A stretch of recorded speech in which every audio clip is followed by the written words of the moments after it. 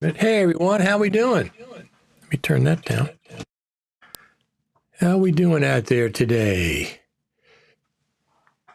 Good old Final Cut TV and coffee. And here's my coffee.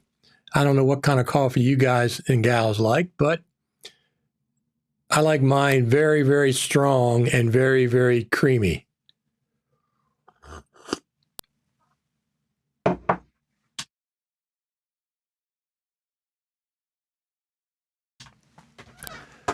So we got a few things to talk about today, as usual. Now it is. Let me see. It's Saturday, August the 19th. So let me just check on one thing here. Let me make sure we got comments coming in properly. I got a new keyboard.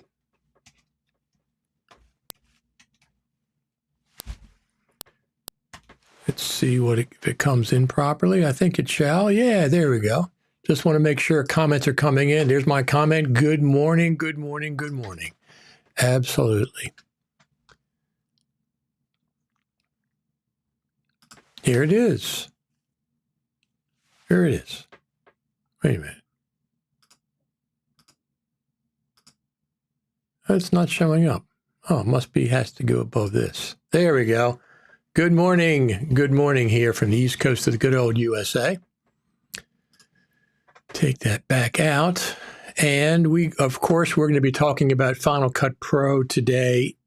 Not that there's that much news, because there's not. But it is the summer, and August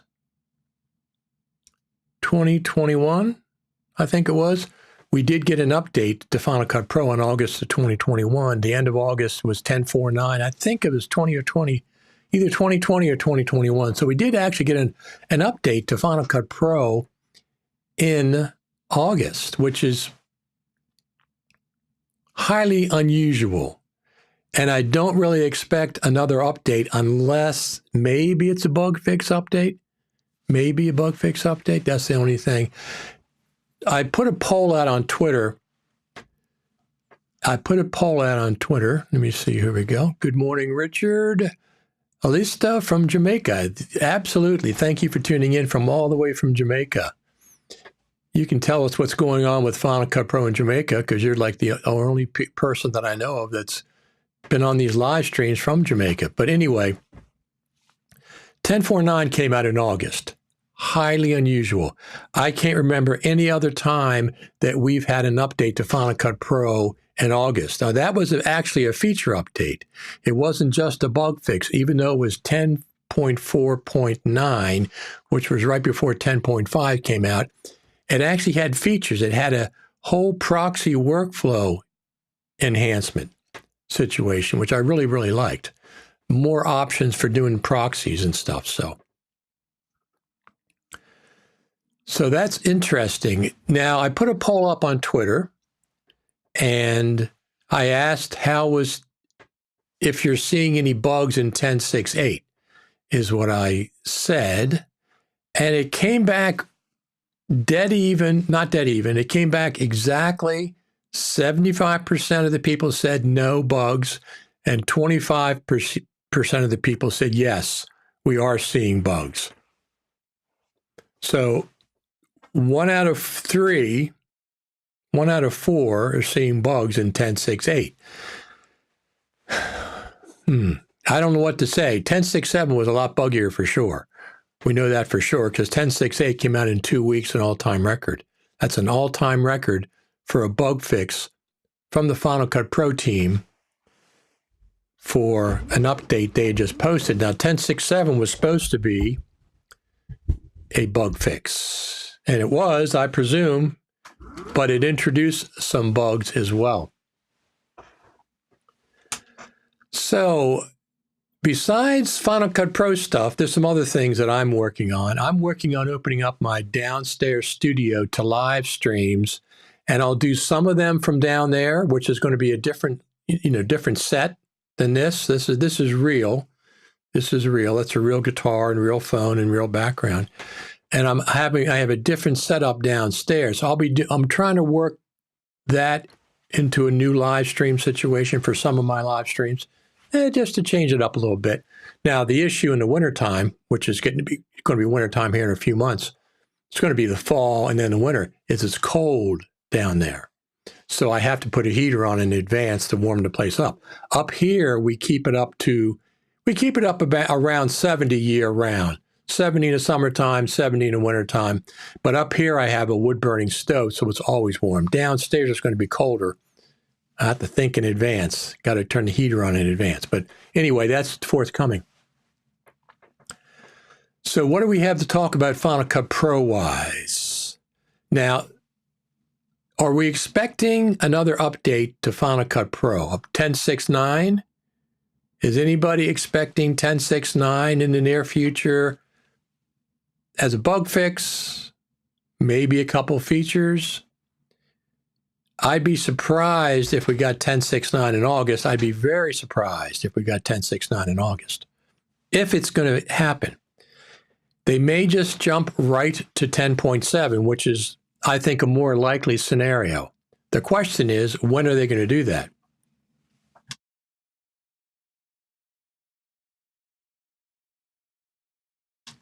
That's the question. So we have some events coming up. We have the next event is the Apple iPhone event, which should be in September, and they're going to introduce the iPhone. I'll be getting the 15 Pro Max is what I'll be getting. I'm not going to get a 2 terabyte SSD because I don't think I'll probably get the 1 terabyte. I've had the 1 terabyte on my iPhone 14 Pro Max. And let me tell you, without USB-C, which is the next one's supposed to have, it's supposed to have a USB-C port, and they're talking about being Thunderbolt speeds, which would be fantastic. But I haven't filled up my 1 terabyte on my iPhone 14 Pro Max. I'll have to see what the difference in price is. If it's only a couple $100, maybe I'll get the 2 terabyte. I would not get the 2 terabyte with Lightning like I have now.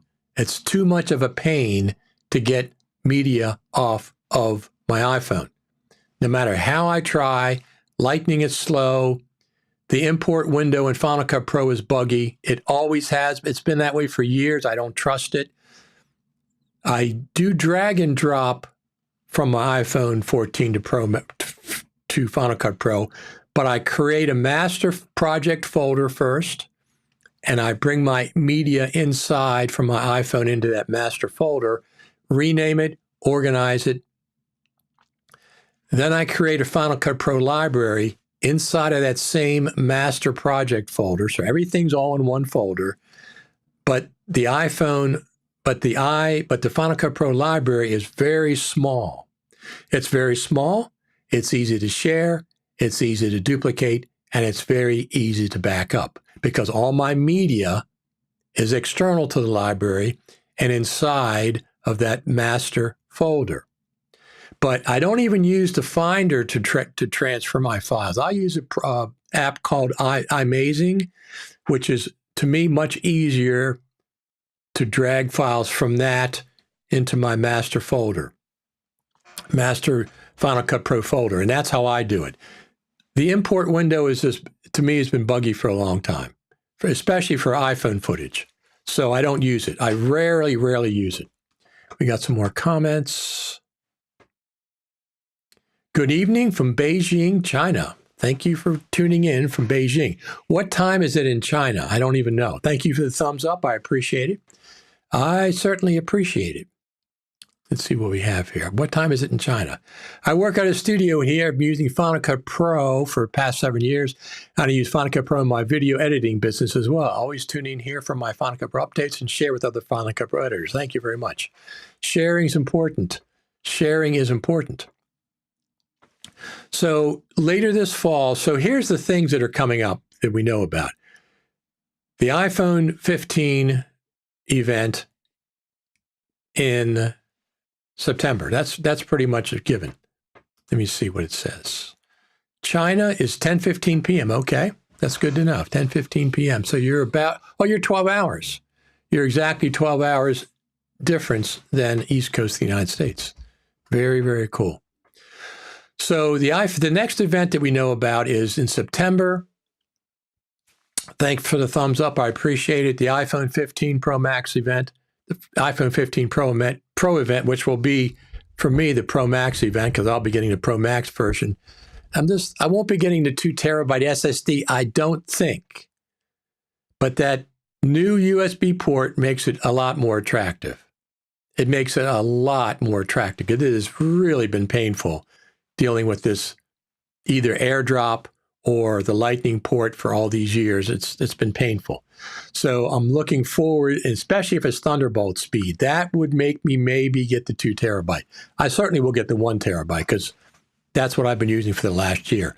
But with the Thunderbolt port, thank you for the thumbs up. With the Thunderbolt port, it's going to be much easier to get media off of the phone. Hook it up to the thing, to the Mac, just drag and drop the files off. That'll be fantastic. I won't even need the third-party app. And then I can, like I said, most of my projects are external. The media is external from the library, but they're all in one folder. They're not scattered everywhere. The media, library, graphics, notes that I make to myself, they're in one master folder. Everything's into one folder, so it's easy to take the folder and duplicate it, but it's also easy to go in if you want to get clips for something else from the folder. They're right there. You don't have to go into the Final Cut Pro library. Backing it up is easy. Sharing it is easy. Duplicating it is easy. Very, very easy if the library is very, very small. So what do I expect? I don't expect anything else in August. If we saw something in August, it might be 10.6.9. They did 10.4.9 in August, and they added, like I said, the proxy workflow. They added a few features as well as bug fixes. I don't expect that. I don't expect that's going to happen. What I expect, and I don't expect anything at the iPhone event either. I'd be really surprised, other than the one thing I might expect at the iPhone event is this. They introduced that Pro camera in Final Cut for iPad. That Pro camera features, you can use the Pro camera. That would be very cool if they introduced that. The iPhone already has those features. It doesn't need to be introduced in a new phone because third-party apps can already access all those features that are in the Pro camera for Final Cut for iPad. But it'd be nice if they added it to the app, to the camera app, so we can use our phones and have those same features. That would be really, really nice. Like I said, the features already exist in hardware because third-party apps can already access. They can access ISO, they can access focus, they can access all kinds of things. Free apps, a lot of free apps. So white balance would be nice, especially the ability to lock it. Good morning, Richard. Got my banana and coffee, and you. Thank you very much, Ernest. Here, just take another sip. This is Final Cut TV and coffee.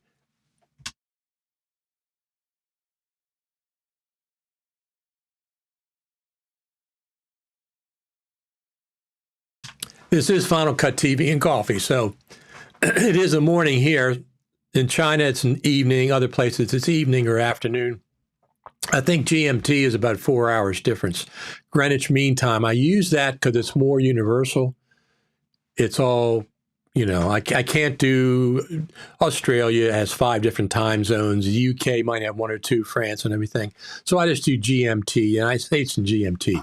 On the East Coast, on the West Coast, it is on the left coast, the West Coast, it is 3 hours difference. So they're 7 o'clock in the morning. They're probably waking up. It's also coffee time. So August, I don't expect anything. They could do something in August. They could do 10.6.9. Maybe throw a few features in, a couple of bug fixes, whatever. That's not out of the question. They did that before, but they haven't used, August is, everybody's on vacation typically. So Final Cut Pro team, feel welcome to give us a couple of features in 10.6.9. That's fine. On the way to 10.7. Now, if they update the iPhone 15 Pro Max with a Pro camera feature, that would be in the app. It's not in hardware because we can already access all those Pro features with third-party apps, and we have been able to do that for years. It's nothing to do with the hardware, or at least minimal. Not saying nothing, but minimal amount to do with the hardware. Now, the iPhone 15 Pro Max, the one I'll be getting, is it might have a 6 times optical zoom, periscope zoom. And the way they do that is from the lens, they have another thing that goes down. So they make the optical longer than it can be just if it's flat. I've heard rumors that it might have a 6 times optical zoom option. That would be phenomenal. Now, better low light performance because my iPhone 14 Pro Max definitely suffers in low light. I don't know what they're going to do with the cinematic mode. I like the cinematic mode a lot, especially since it's in 4K. Excuse me. And the front-facing camera is also cinematic in 4K. Now, what happens when you do the cinematic mode in 4K in the front? You don't have the 2x optical zoom selection. You only have 1, 3, and ultra wide. So there's usually nothing about Final Cut Pro at the event in September, except it might be the Pro camera thing. They might say something about that. Even if they charge for a Pro app, camera app, that's fine.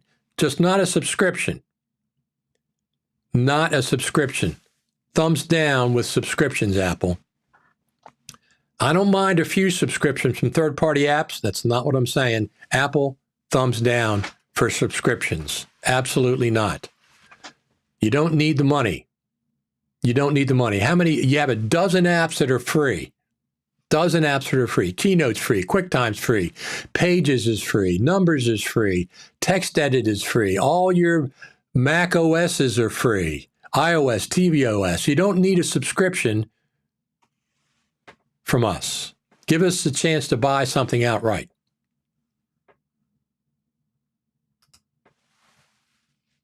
Rogerio says, good morning, Richard. I just arrived. Better late than never. Absolutely. We're just getting started.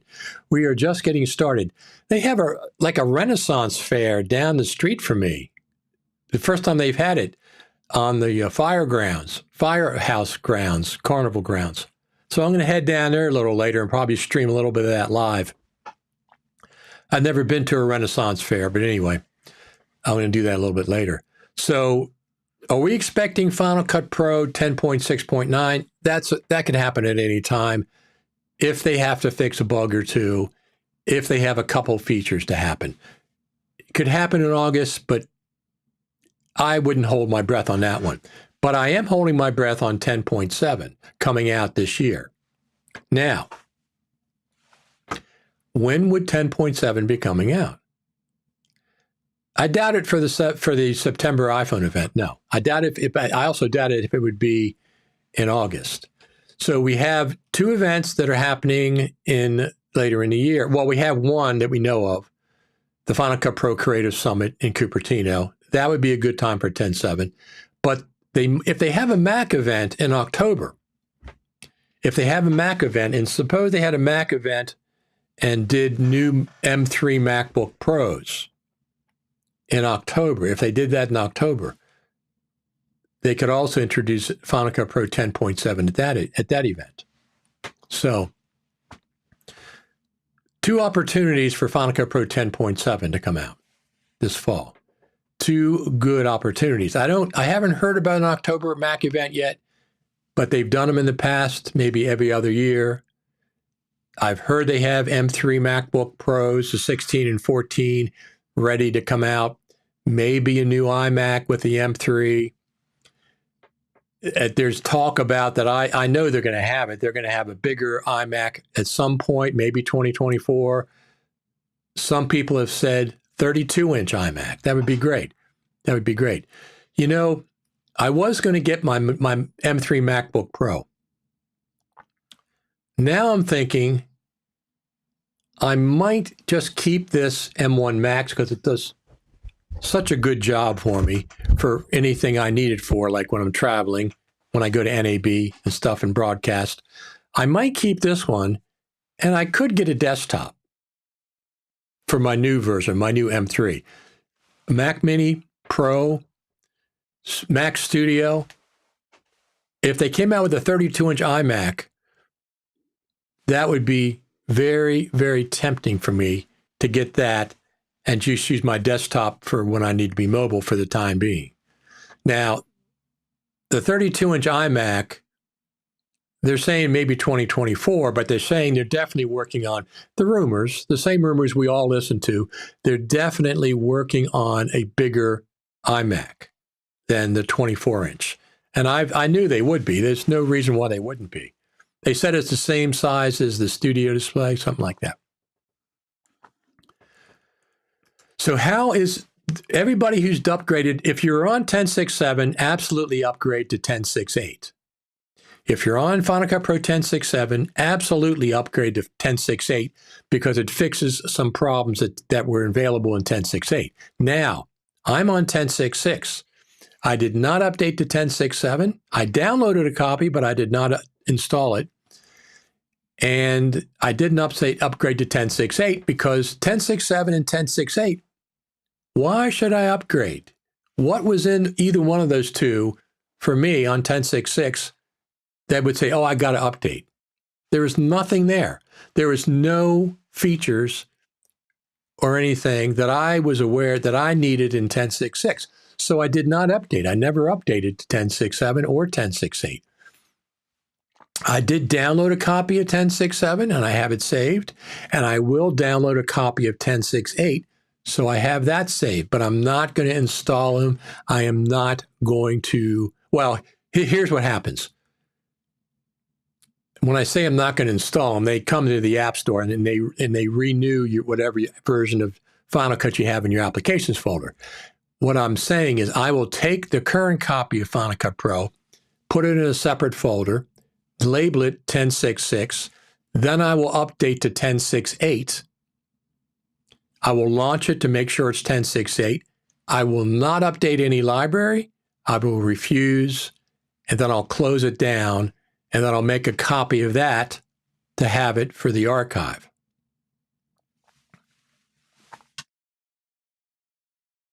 That's what I'll be doing. That's how I get my copies. It does update automatically, but then I'll go back to my 10.6.6 version, which I'm editing on right now.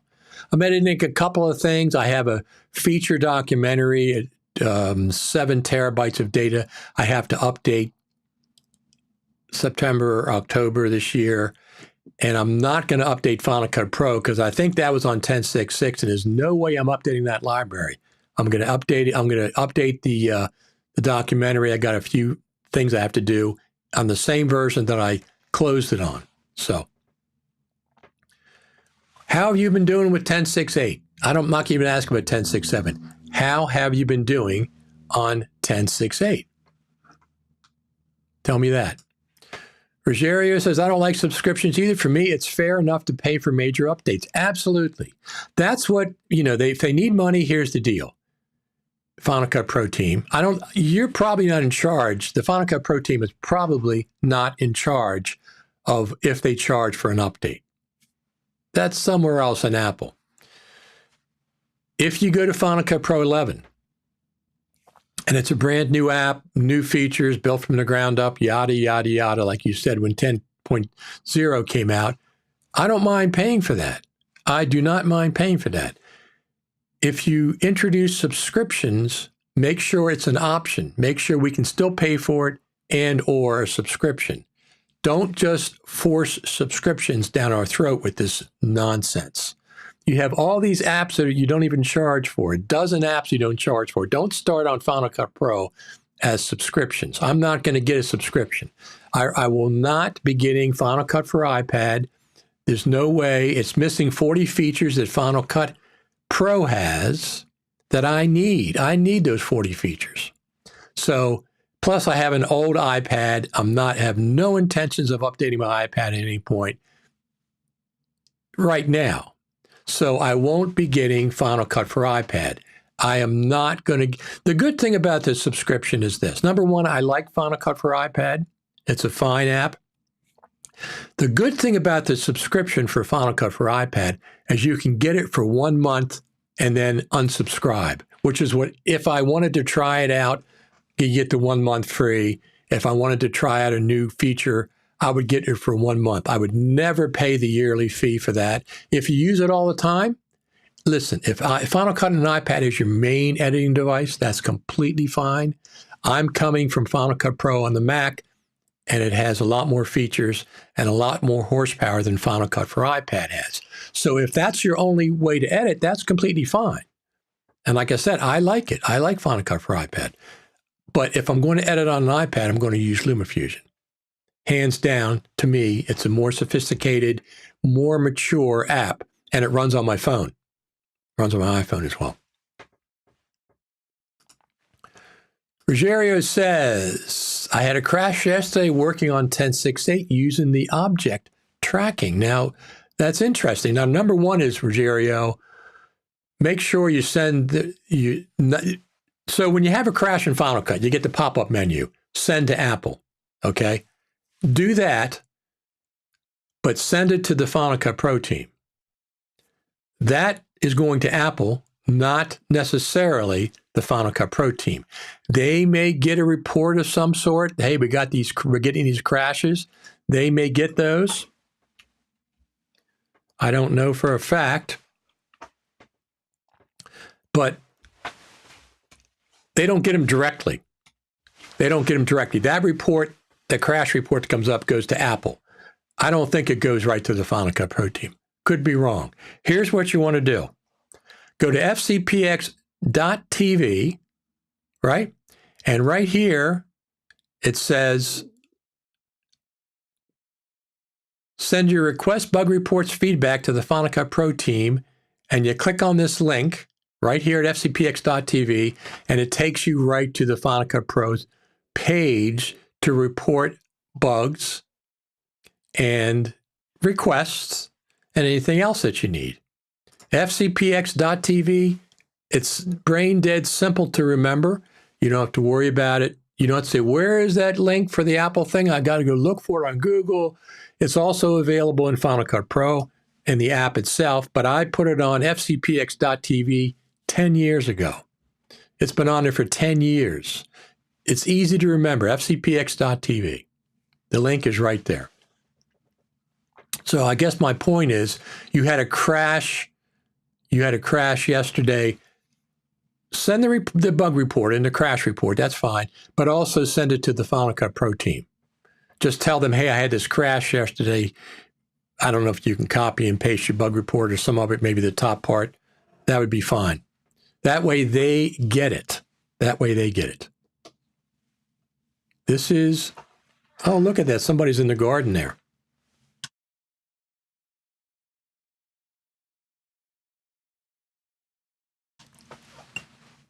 No birds. We don't see any birds, but we have somebody in the garden. Somebody's cleaning up the garden. So this time of year, we have a lot of, look at those incredible shadows. That's obviously the shadows are coming from the east and casting to the west. Incredible, the difference between the two. But anyway, so we have, they could release 10.7 at any point. They don't need an event to release Final Cut Pro 10.7. I'm expecting 10.7 in 2023. They're already up to 10.6.8, right? 10.6.8. They're running out of numbers. So 10.7 should be coming. Now, I hope 10.7, my expectations are moderated because of 10.6.5 and 10.6.6. They're not, my expectations are not that high. And I would love to be surprised by the Final Cut Pro team. I would love it if they raised my expectations back up to where they used to be. But my expectations, I'm going to keep them where they are until I see what 10.7 shows, what shows up. Thanks for the thumbs up. I appreciate it.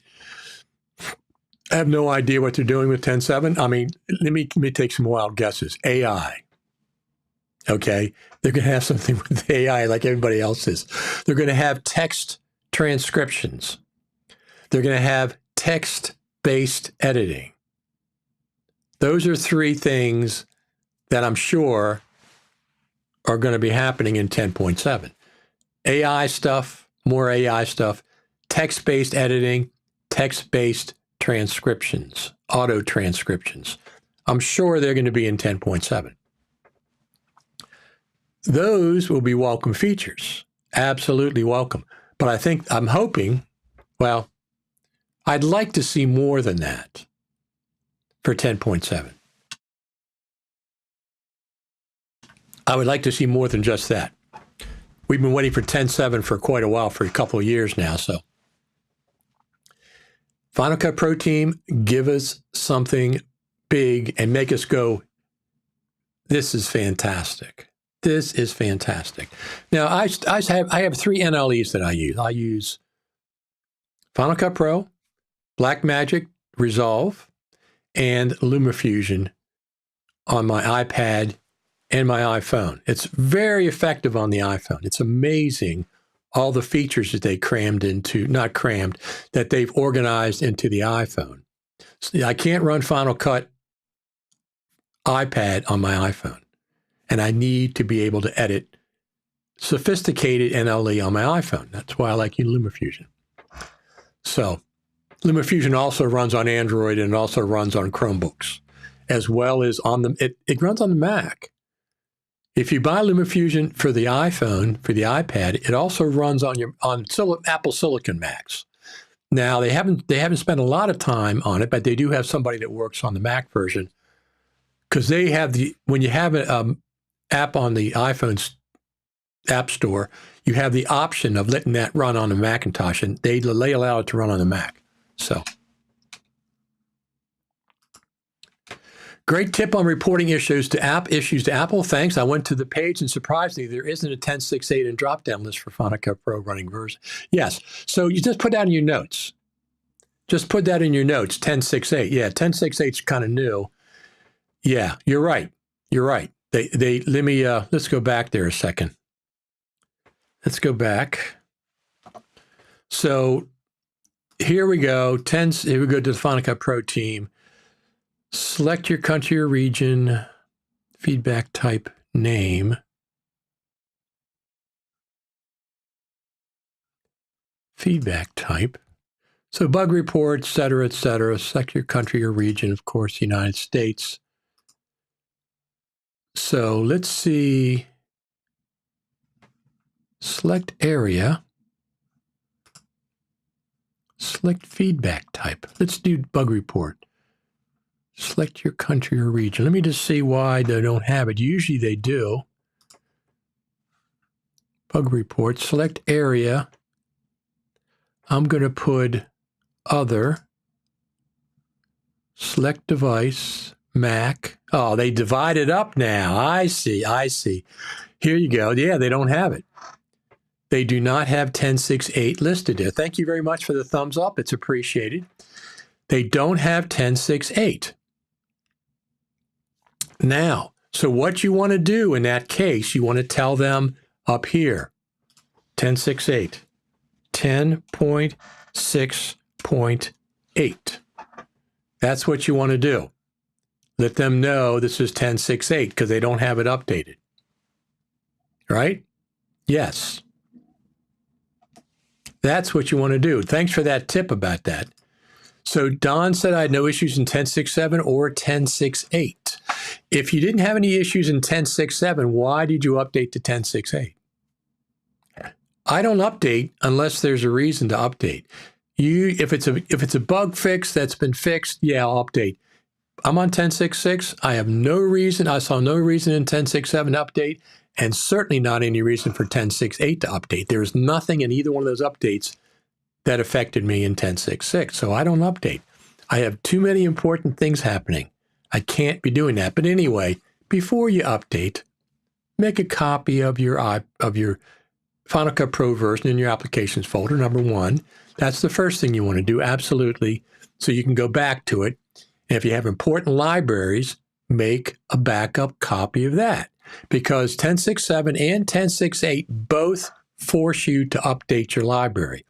Once you update that library, you cannot go back to an earlier version of Final Cut Pro unless you have a version of that library from the earlier version of Final Cut Pro. So that's the important part. So Don's one of the lucky ones who said he had no issues in 10.6.7 or 10.6.8. That's great. I mean, there's sometimes bugs affect everybody, but usually they'd affect 70%. Like I said, I did a poll on Twitter. If 10.6.8 is working for you, 3 out of 4 people said, yes, it's fine. 1 out of 4 people said, no, it's buggy and it's crashing.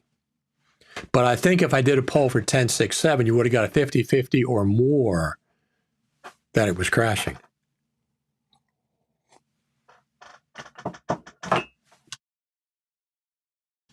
Excellent. I'll get you this is my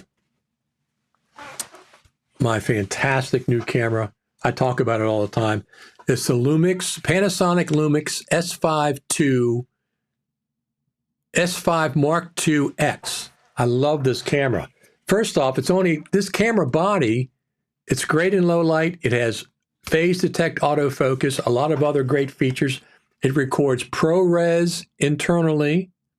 You can get RAW via HDMI out, so you can do ProRes RAW and Blackmagic RAW with an external device. But RAW comes out of the HDMI port natively. So anything that can record, Blackmagic has a device you can record Blackmagic RAW, and there's another device, Atomos has a device you can record ProRes RAW. It also has, I got a SSD. I don't have it back here. I got the Samsung T7 something that you can mount a SSD here and just go into the USB port, and you can record externally to the SSD. And when you have the SSD option in the menu, I can record high quality ProRes to the SSD. I can record ProRes internally, but I think it's limited to 1080p, I think. And when I have the SSD mounted, because it needs a higher data rate, I think the SSD, you can go up to 4K, maybe 6K. I record 6K OpenGate on this all the time. I record 6K OpenGate 3x2 files. It allows me to go in and focus on different areas of the frame after the fact.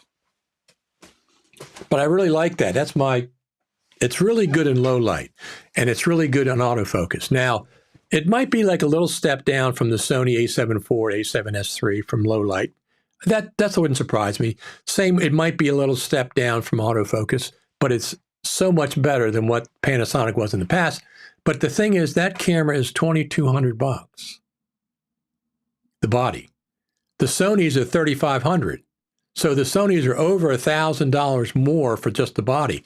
Now, I got 2 lenses with that. I got the 24 millimeter f1.8 and the 50 millimeter f1.8. Both of those are prime lenses. And then I have for an outdoor shooting, I have the 20 to 60 millimeter zoom for that. So I have 3 lenses for that, and those 3 will take care of me. I don't use the 20 to 60 inside because it's not as fast as the primes.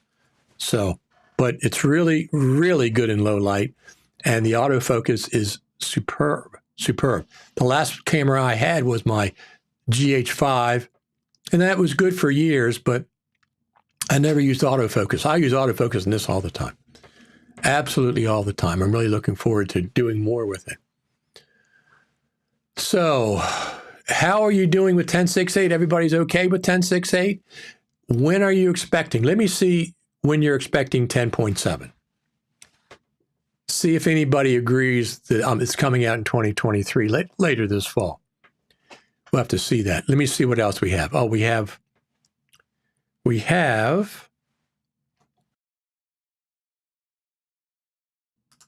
this is my newest thing I got. System audio. I got a Magic keyboard with Touch ID, Bluetooth.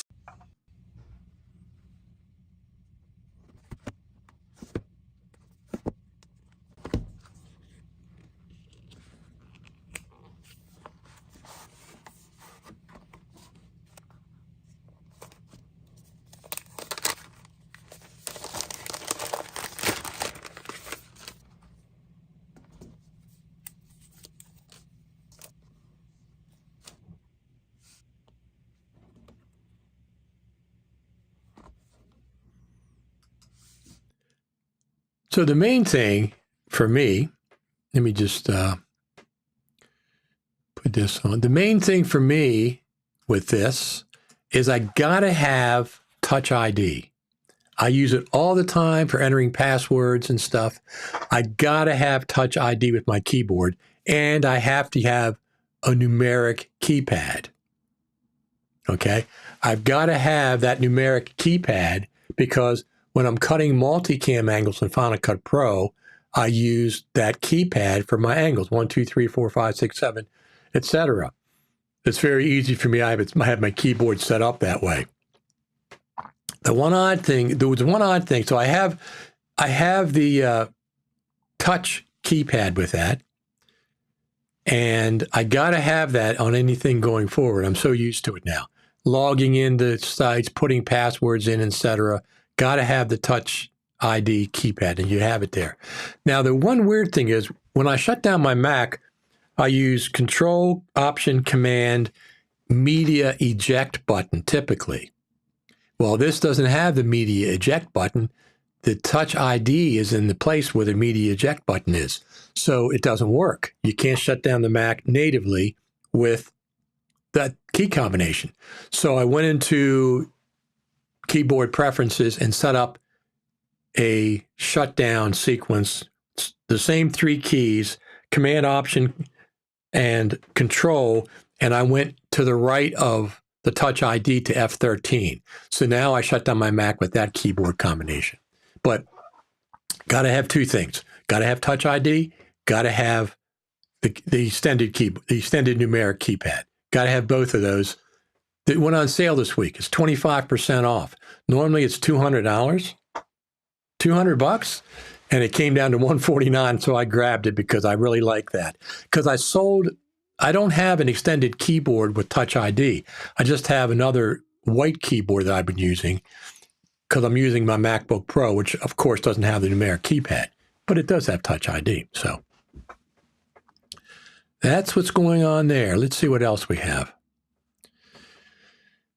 Transcription. So there's been a lot of talk about transcription, text-based editing. I see a lot of requests for things that people are talking about coming up. What's the best thing for Final Cut Pro for text-based editing? What's the best thing for auto captions, et cetera, et cetera? I have a few things that I recommend. Well, do I recommend them or just use them? Let me see. Do I recommend them or just use them? These are the ones that I use. Descript. CapCut does captions, but it's also free. Descript is a subscription, but I use it for more than just captions. Lumberjack Systems has a very sophisticated integrated system with Final Cut Pro. If you want that, you can go in there and get a trial, lumberjacksystems.com. You can get a trial to try it out. They have an NLE now on the App Store that has transcriptions and stuff.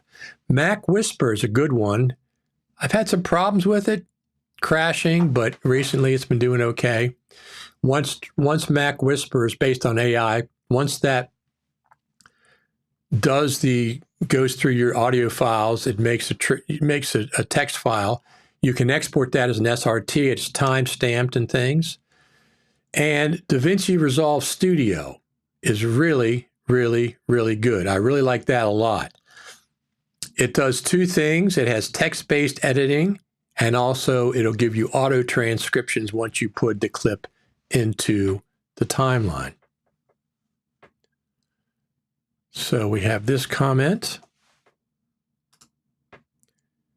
I use editor keys keyboards with lighted keys. Well, does it have a Touch ID? And does it have extended numeric keypad? Because lighted keys are nice. Absolutely. That would be very nice. I use FX Factory plugins for a lot of different projects. Sometimes the plugins work as designed and sometimes they don't, especially the animated lower thirds. Is it the plugin or FCP? Well,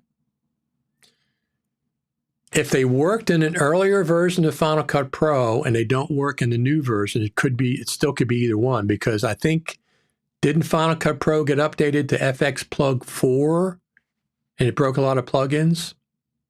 So I know somebody like FX Factory has access to the Final Cut Pro beta. So they should, unless something happened and they weren't aware of it, they should be able to update their plugins. But I know sometimes it's difficult. Is it the plugin manufacturer? Is it Apple? Is it plugin manufacturer? Is it the Final Cut Pro? Send your reports into both companies. You can ask both companies. FX Factory Transcriber, which is based on Mac Whisper, released yesterday. No Touch ID, yes to extended keys. See, I need Touch ID. That's the downside. I think I looked at the lighted keyboards, but I have to have Touch ID. I really, really do. I use it all the time. If I do something and it'll just say, okay, touch the keyboard or enter your master password. I just touch the keyboard.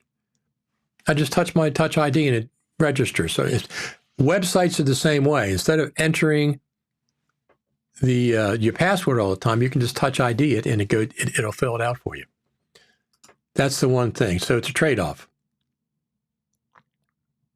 Should I be concerned about future Final Cut Pro to run only on Apple Silicon Macs, not Intel? How far in the future, Ernest? A year or two in the future? Yes, you should. But the version of Final Cut Pro that you have will continue to run on Intel. It's not going to break that version like some apps do. Some apps you have to log in and it'll break the version. No. The version of Final Cut Pro you have at any given time will run on the machines that you have. I have an Intel MacBook Pro. I have an old cheese grater Mac Pro downstairs. I sold my 2019 Mac Pro before the new ones came out. I sold that, and I had that money set aside in an envelope for my next Mac. It was going to be the M3 MacBook Pro. This M1 Max MacBook Pro is working fantastic for me. So I'm really not going to update it. I'm not going to do that because I might get the 32-inch iMac, M3 iMac instead. Put that in my desktop and keep this MacBook Pro for when I need to be mobile. I have to see. I got the money for my next Mac, though, when I sold my 2019 MacBook Pro. But should you be concerned? Well, first off, as a matter of fact, let's go back here. Let's go to the graphics board. Here's my text-based editing. Let's go to the graphics board. Text-based apps. So here we go. This is Mac OS X. Mac OS Sonoma is compatible with these devices. Now I'm answering your question. Should I be concerned about future Final Cut Pro run on Apple Silicon Macs and not Intel? Here you can see, let me move myself down. Preview mode. I'm going to do this and then back to live. As you can see, iMac 2019, Intel. iMac Pro 2017, Intel. iMac Air 2018, Intel. iMac Pro 2018, Intel. Mac Mini 2018, Intel. Mac Studio is M1 only, Apple Silicon. Mac Pro 20, all these machines run on Intel. The Mac OS does. I suspect that as long as the Mac OS runs on Intel, that a version of Final Cut Pro will also continue to work on Intel. That's what I'm suspecting. So to answer your question, I think you still have a year or two before Mac OS only runs on Apple Silicon. And at that point, the apps that run on that version of Mac OS will only run on Apple Silicon. That's what I suspect. Thank you very much for the thumbs up. It is appreciated. I am going to be asking for the listeners' help later on this year, this fall, for something. I'm not going to talk about it right now, but I'm going to be asking for your help for something that I have planned for later this fall. So be aware of that. Certainly, Intel Mac will stick on Final Cut version soon. So, like I said, as long as the Mac OS runs on it, on Intel, I suspect Final Cut Pro will also run on it. Adobe Premiere Pro is actually really stable for me, and the transcribe is great. Very good. Also, the remix tool is great. Now, if only the timeline was better. This is the issue with all these debates about the best NLE. I see it all the time. Final Cut on iPad, Final Cut on the Mac, Avid, Premiere, DaVinci Resolve. They all have benefits to them, and they all have negative things about them. All of them. Final Cut Pro's got negative and positive, Avid the same way. Premiere and Resolve both have jumped ahead of Final Cut Pro when it comes to text-based editing. They both introduced it back at NAB 2023, 4 months ago. When Final Cut Pro comes out with it, they'll be playing catch-up.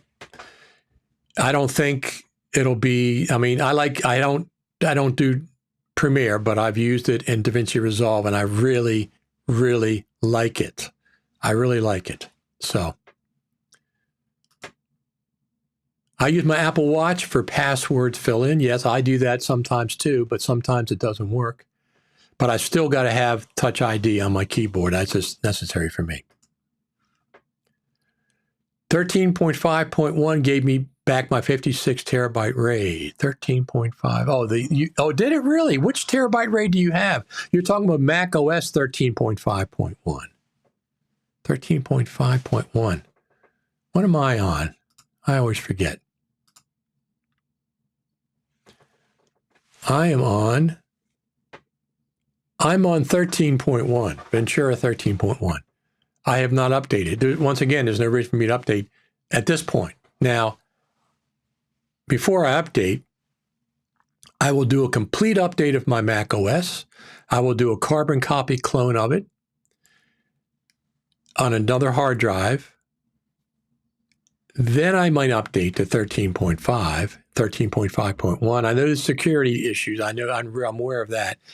But at this point, I wait. There's too many times when the Mac OS Final Cut Pro bugs, it introduces bugs, things I didn't see or whatever.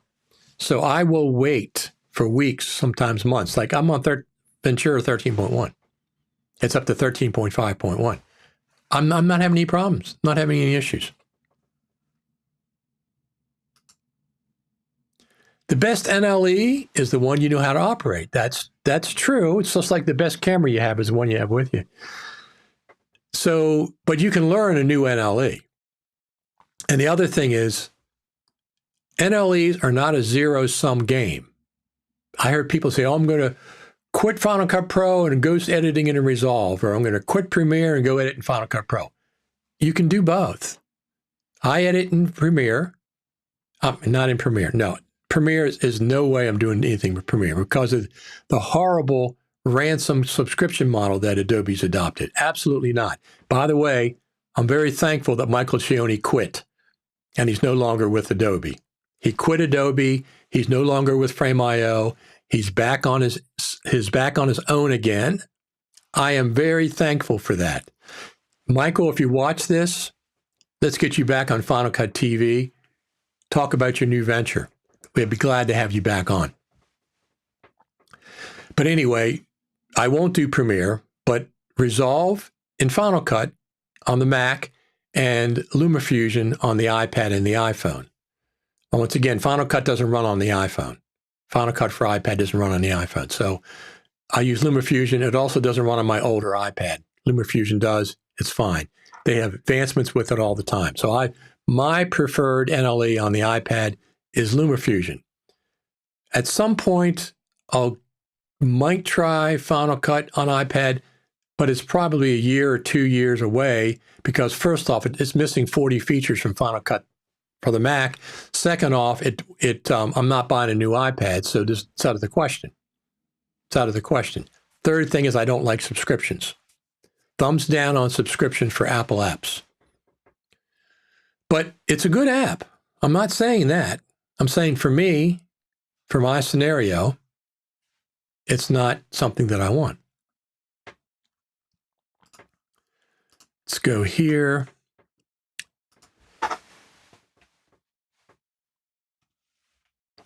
Let me just do this real quick. Well, I'll come back to that. I have a, well, let me do this since I started talking about it.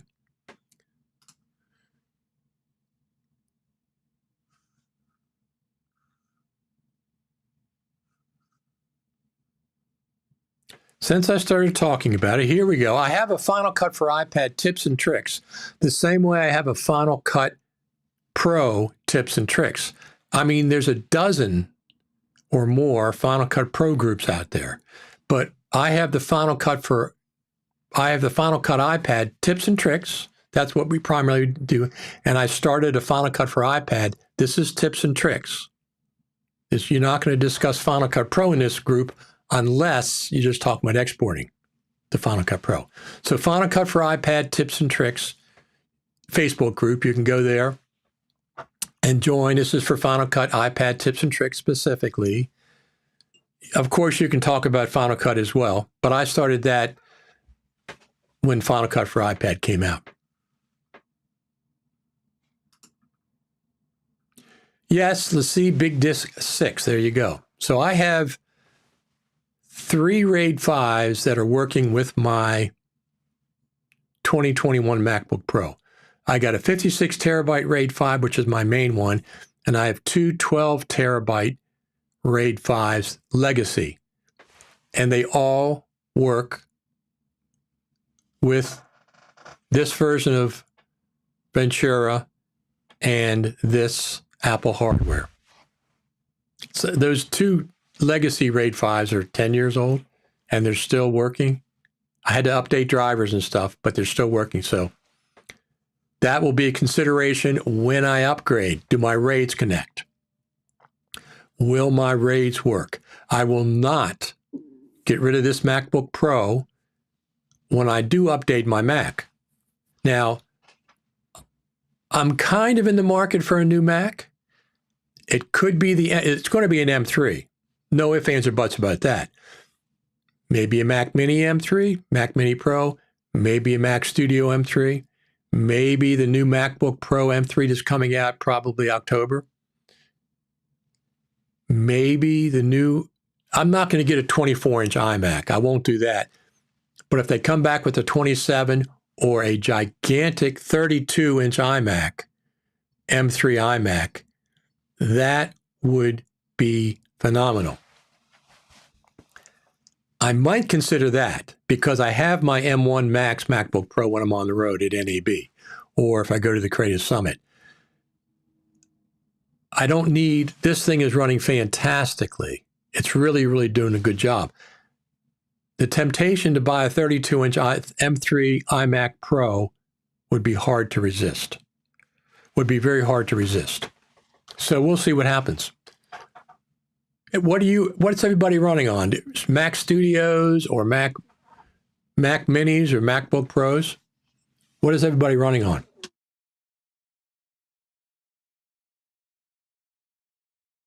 I'm running on caffeine. When I do these live streams, I have 2 cups of coffee typically before noon, but they're double scooped. Both cups have double heaping scoops of coffee.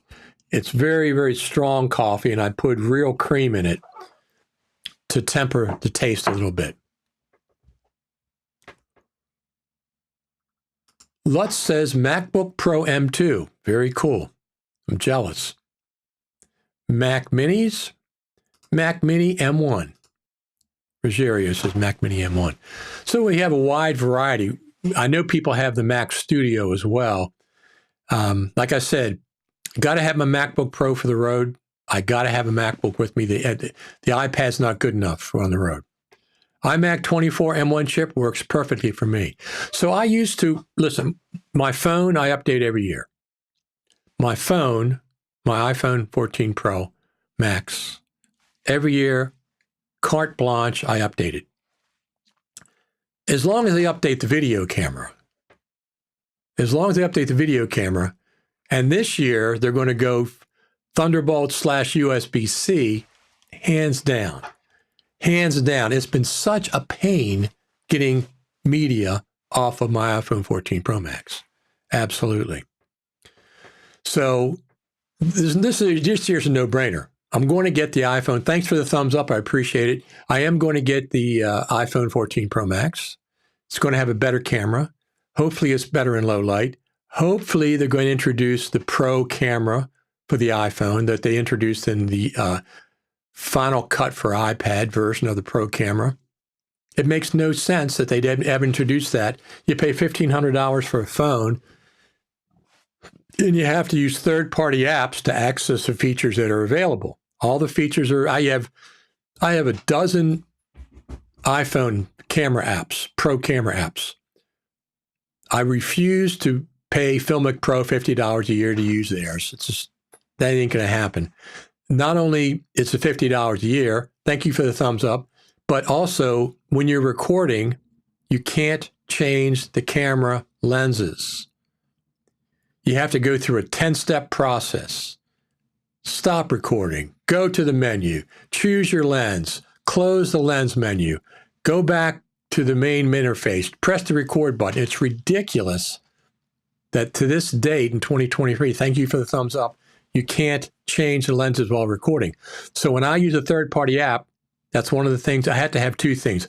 I got to have access to my external audio. I use a I use a DJI wireless mic system. I got to have access to the external mic controls, and I have to be able to switch cameras while I'm recording.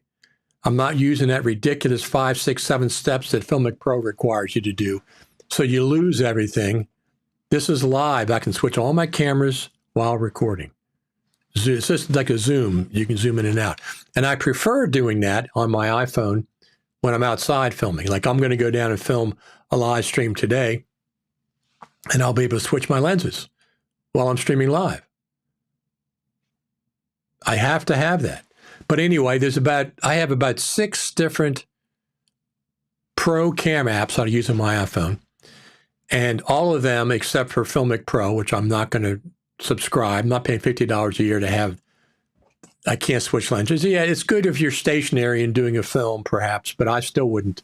I'm not paying that's too much money for what that, there's plenty of apps that do everything Filmic Pro does for less or free or one-time fee or whatever. Mac Studio M1, 4 terabyte SSD, OWC RAID, and 5 external HDD RAIDs for storage backups. Absolutely. So this is what I use for my backups. I use these Seagate 8 terabyte USB 3 drives. I just buy these by the dozen. I have dozens of them. And as my RAIDs get full, I have 2 of these, not one. I have 2 of these and pull the media off usually with Hedge, because with Hedge, I can copy to both drives at once. It's very easy. So I usually use Hedge, pulled stuff off my RAID 5 onto two of those. Then I will erase it from my RAID 5. Test it, of course, and then I'll erase it from my RAID 5, knowing that I have 2 separate copies on 2 separate hard drives, and I'll catalog those hard drives with NeoFinder. So they know every file that's on my hard drives. I can go at any point, whether they're mounted or not.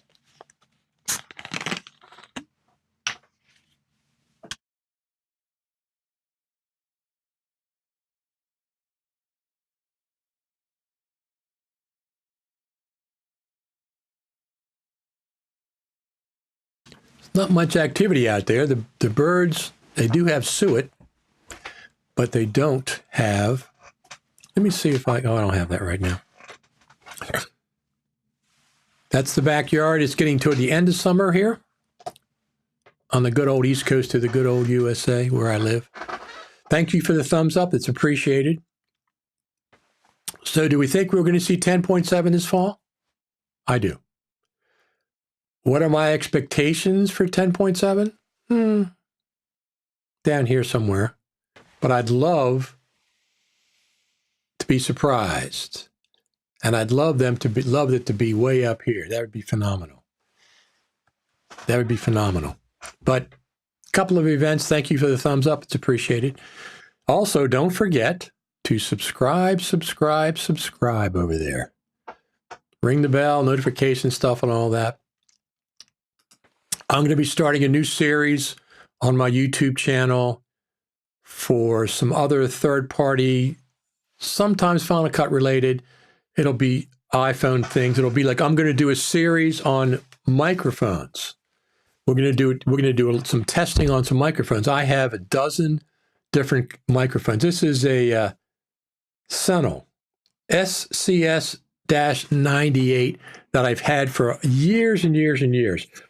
And if I'm recording in stereo, just like in front of the camera, pointed out, not recording me, I'll use this one. I really, really like it. Stereo. It's got an on and off switch, low cut filter in 3 different levels. But I'm going to do a series of audio microphone comparison video.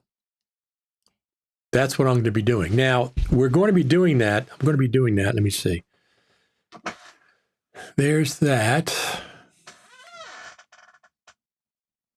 Text-based apps. Let me see something here. Oh, that's on the other one. That's on here. This is my downstairs, my new setup for downstairs.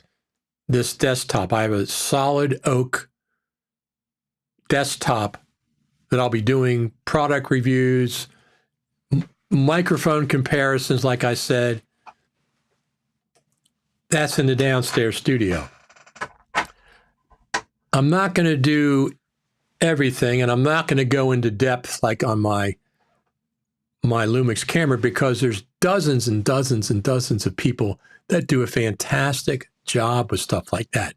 I'm going to do more specific things. Like if I do something on the Lumix camera, it's going to be on how I use it, my settings for video recording, listen, that camera, this is incredible.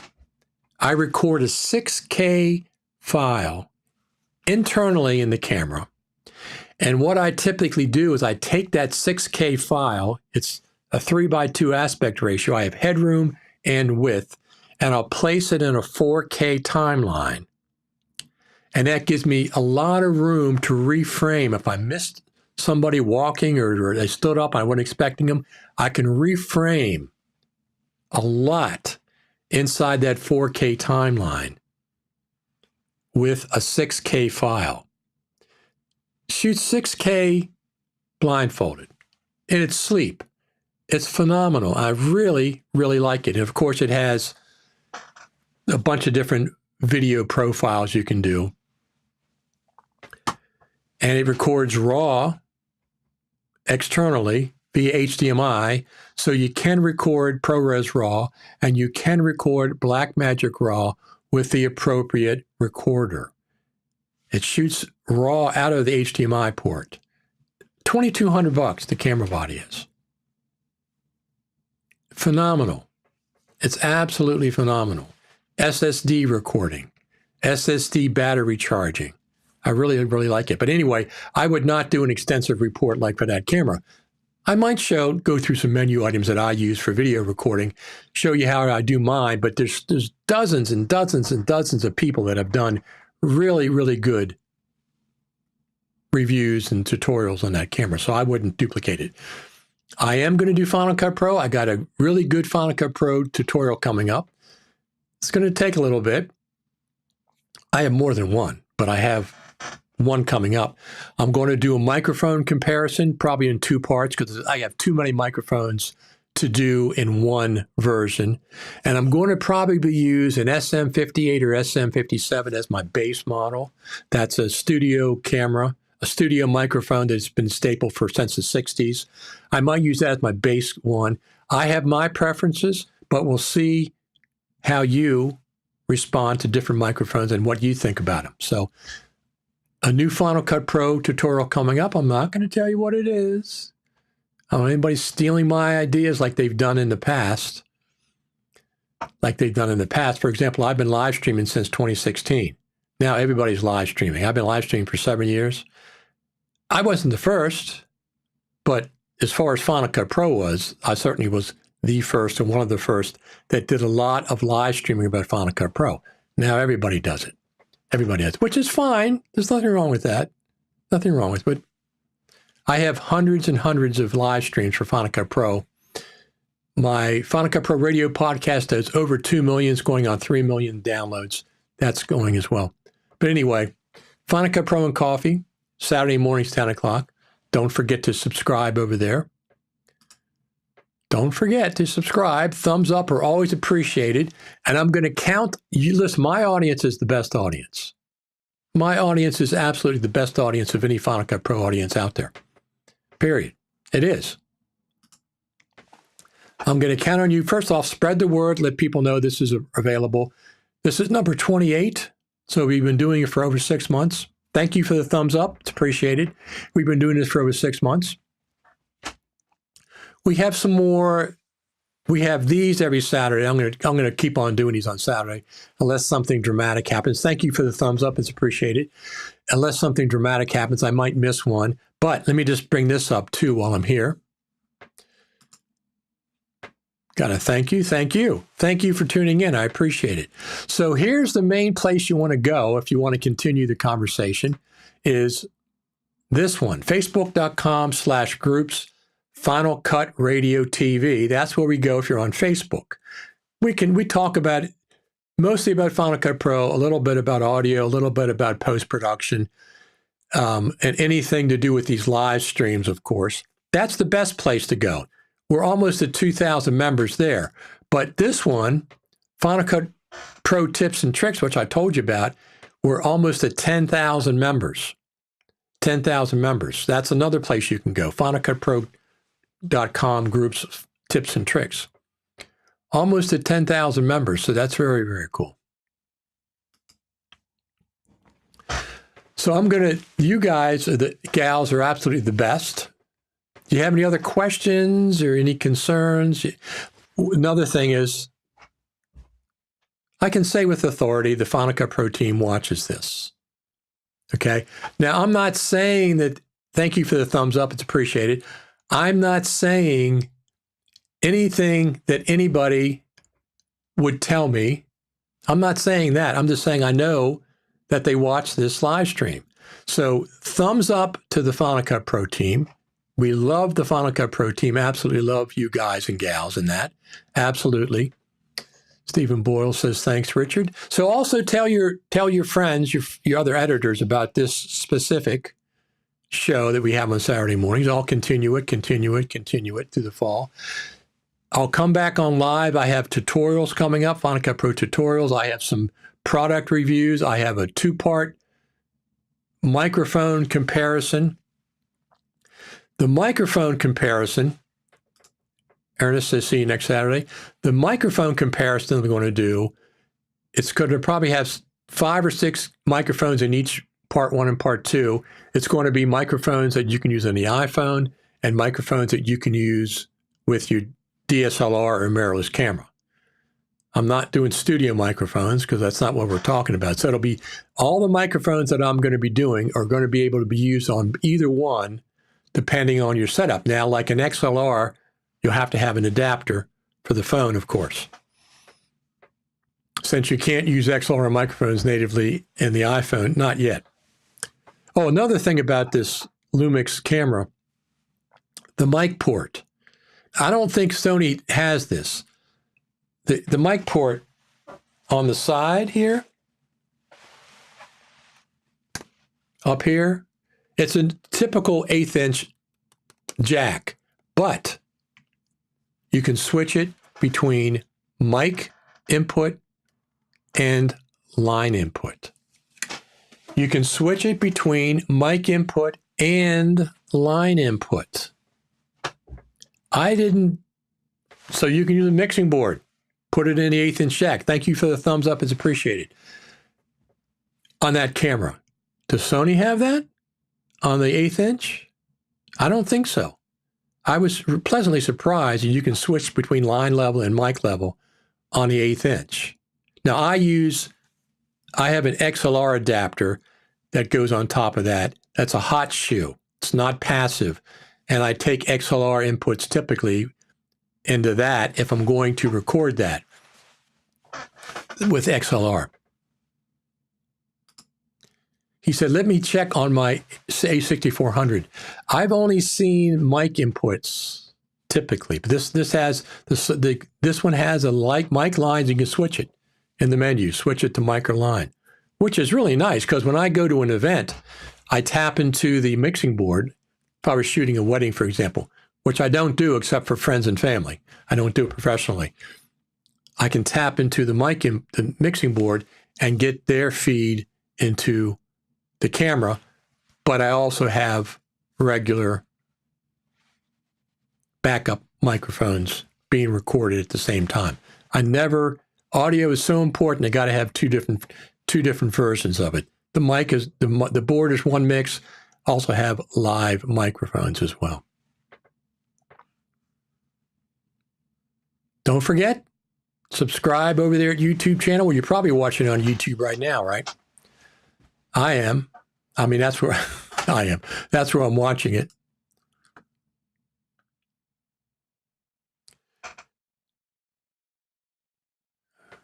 So, Final Cut Pro 10.7, what's your prediction?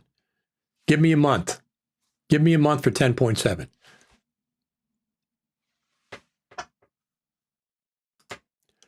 There are some audio interface compatible with iPhone, exactly. So when I show like an SM57 or 58, I can put it in here directly, but in the iPhone, you can go to XLR, to 1/8 inch, to Lightning. If I'm not mistaken. Well, you can with I'm not sure about the 58, but you can with my Sennheiser. My Sennheiser MKE600 is an XLR, but that's got a battery, so it has power. I've gone from the XLR to an 1/8 inch to the Lightning adapter, and it works in the phone. So that's one of the ways. We'll go over that when we do those tutorials. But I'll be doing I got some Final Cut Pro specific tutorials. I have one more thing, which is the famous Steve Jobs quote, when he would pretend like he was leaving the stage, and then he'd turn around and go, oh, one more thing, and then he'd introduce his big thing. Tim Cook did it last time, didn't he? He did the same thing last time. So I use that moniker for my Final Cut Pro channel on YouTube. All right, listen, I have a great time here. Coffee, worldwide friends from all around the world, friendly people, professional people.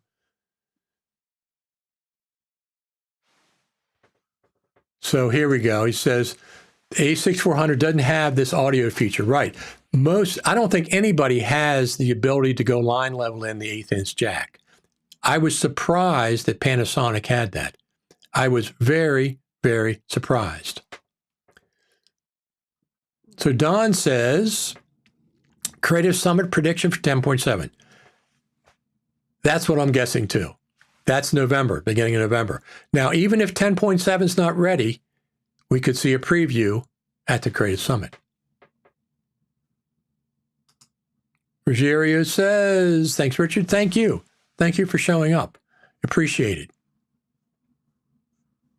it. So I'll be back next week. If something happens during the week, I'll come back on. If you subscribe, you'll be notified. And I'm working on my Final Cut Pro tutorial. It's going to be a good one. It's going to be a good one. I have more than one, but I have Final Cut Pro tutorials. So I'll keep on working on them as we go along. Anyway, I'm going to get out of here. I have to do some other thing. I got a live stream I'm going to be doing. And I want to thank each and every one of you. You are the best audience of any Final Cut Pro professionals. You're the best audience we have right here every morning. All right, everyone. Thanks a lot. Talk to you later.